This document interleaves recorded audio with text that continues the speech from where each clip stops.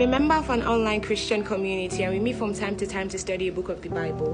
We're currently studying Acts of the Apostles, and today's chapter 27. In this chapter, it was decided that Paul would sail to Rome, so they delivered him and some other prisoners to a centurion named Julius. They put to sea and arrived at Sidon the next day, and Julius was kind to Paul. He gave him liberty to visit his friends and receive care from them. After some time, they continued sailing, and they got to a place where they were put on a ship heading to Italy. They put to sea, and the weather conditions weren't favorable.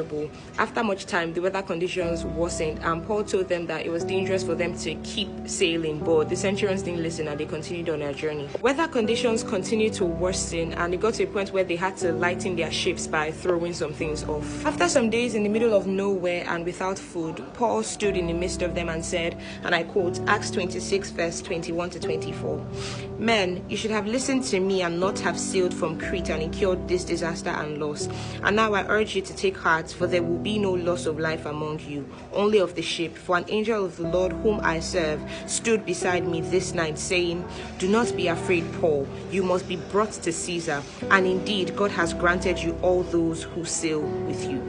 So he told them not to worry because God had said something and God would be faithful to his words. But they didn't really listen to him.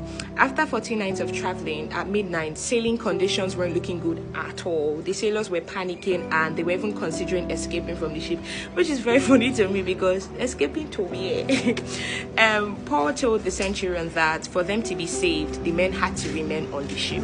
The chapter was very beautiful for me, especially towards the end. I'd like to highlight two things that Paul said. The first is from verse 23. He said, "The God to whom I belong." That's submission and ownership, my translation. Then verse 25, he said, "For I believe God that it will be just as he had said it."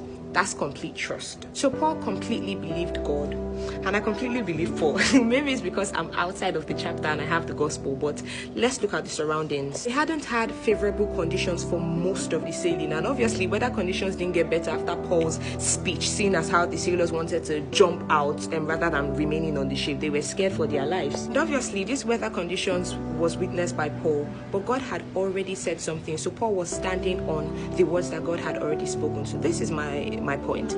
It doesn't have to look beautiful, right? Just because God has said something would happen. It doesn't have to look beautiful at once. It doesn't have to start working so perfectly at once, but it doesn't mean that what God has said will not come to pass, because God will not change his word, and God is not a man that he should lie. God had already said it, so he will do it. We just have to believe and walk in alignment. And alignment is important because it says that Paul said that in order for us to be saved, these men have to remain on the ship. And at the